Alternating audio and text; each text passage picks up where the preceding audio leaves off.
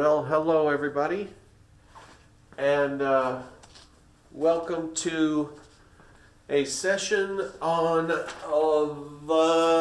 cranium, also known as the skull. Okay?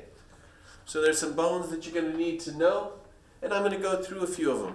I've got this in the exploding skull view, and I can flip it around so that we can look and see. What I want you to notice is how there are lots and lots of bones that are all fused together to make up this, large structure we call our skull. Now, if you see these jagged lines where these bones are coming together, those jagged lines, those are joints between the bones of the skull called sutures. Similar to the sutures that stitch up a person's body after they've been operated on. Sutures are like the stitches. Okay, so those types of squiggly line joints are called sutures. So let me stop it right at the point where you can kind of see the sutures. Okay, so these are sutures. Now, I'm going to describe two of these sutures right now so that you can label them on this little sheet that I have given you as homework. Okay, if you look closely, you'll see that there are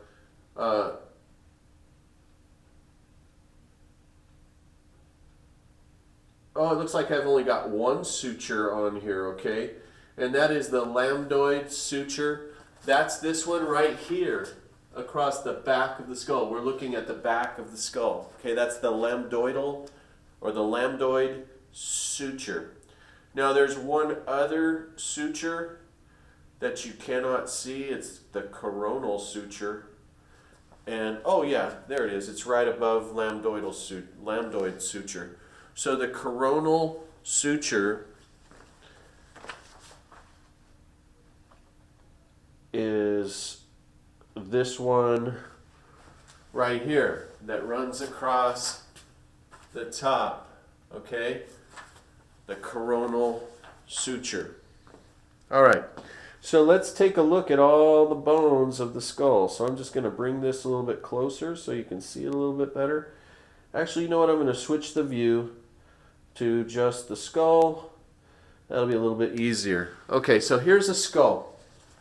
I'm going to go down the list, okay? So you've got some bones, so let's take a look. I'm going to turn the skull. Well, actually, let me just go right here. This right here is the frontal bone. It's in the very front. It also has the same name that the lobe of the brain that's in the front has, and that's called the frontal lobe. So this is the frontal bone. Okay? Now I'm going to turn it sideways, and so you have a bone on the left side and the right side. So we'll just look at the one on the left for now. That is the left parietal bone. Okay? So that is a parietal bone. Okay? So that's the parietal bone. Okay, next we're going to look down. We're going to go down to a bone right here, and this is called the temporal bone.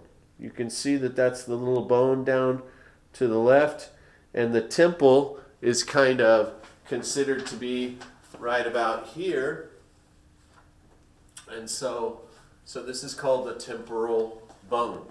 Okay, so that takes us to the nasal bone. Okay, now the nasal bone is going to be a little bit, it's like, just think in terms of nasals, you're thinking of the nose, right? So right there is your right and your left nasal bones. Okay, they're tiny.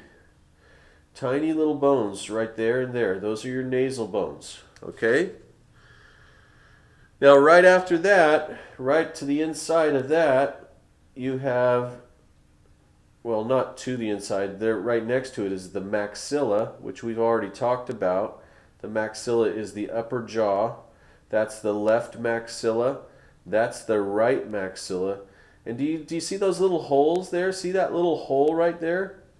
That little hole right here that I'm pointing out right below your eye, this little hole right here, if you push on your cheekbone, you can kind of feel an area right there.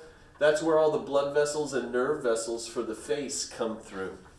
Okay? You don't have to know that, but I'm just kind of telling you. Okay, so that right there is the maxilla, And then right behind the maxilla, right there, is what we call the lacrimal bone. Now, it's called the lacrimal bone because the lacrimal, you have these glands above your eyes right up here called your lacrimal glands, and they produce tears. So as the tears run through your eye and they drain down through here, they drain through the lacrimal bone, go into your sinuses, and the tears actually will end up running down into the back of your throat, and you swallow them just like you do your saliva multiple times a day. You don't even think about it. You just reflexively swallow that. Now, if you cry a lot, if you cry, so many tears will come down off your face, but a bunch will run down through the lacrimal duct, which is the tear duct, and that'll run down into your sinuses, and that's why people sniff their nose a lot or blow their nose a lot when they're crying, because of the excess tears that are going into their nasal passages. Okay, so that's the lacrimal bone. Now I just said the maxilla, so that's the upper jaw bone, the maxilla, and then the mandible is just the one right below it, right here. That's the mandible, okay? The mandible is the lower jaw. Okay. Now the occipital bone.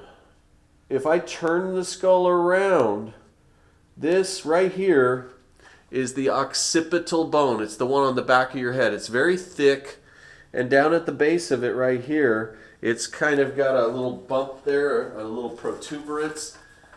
The occipital protuberance. If you fall down and you hit the back of your head, that thick part of the skull is supposed to protect you somewhat. Although sometimes if people fall on that part of their head, they kind of lose their vision for temporarily.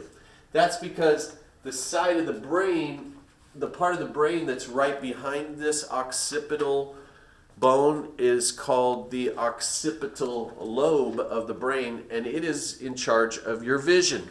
It processes your visual signals. So the occipital bone and occipital lobe both have to do with vision. Okay, so let's take a look at something called the zygomatic bone. So if we look right here, this bone right here is called your zygomatic bone. It makes up part of the eye socket. You notice the outer part of the eye socket. It also attaches to the maxilla right here. You can see where they join together. Okay. And then it goes back and it attaches to the temporal bone right there. So where this bone and this bone meet, notice how that's a bridge right there that comes out between those two bones. Do you see this? See this hollow area right in between? Notice if you look straight down in there, you see the mandible, the jaw. That's where your chewing muscles attach, and they come up through this hole and they attach to the side of your brain. The side of your skull, sorry. So when they contract, they pull your jaw up and you can chew. So that arch there that goes around your jaw muscles is called the zygomatic arch, okay? So that right there is the zygomatic bone. The arch that makes that little, see there's the zygomatic arch. You can see it from above, okay? See if I can draw something on it. Okay, well maybe not. Okay, let's forget that. I'm going to skip back to where I was. How do I turn that off? I don't know how to do that. Okay. All right. So the zygomatic bone. What's next? The coronal suture. I've done those. Okay, there's one last bone, and that's this one right here because it's pretty major, the sphenoid bone. Okay? The sphenoid bone is the bone that is between the temporal bone and the zygomatic bone. It's right here. Okay, it's attached to the frontal bone and the parietal bone, the temporal bone, the occipital bone, and the maxilla. Okay, so the sphenoid bone has a lot of attachment places. Okay, and that's it. Okay, any questions? Please ask in class. Got that done in less than 10 minutes. So there's your review for the skull. Okay? I'm going to sign out now. 9:57, 9:58, 9:59.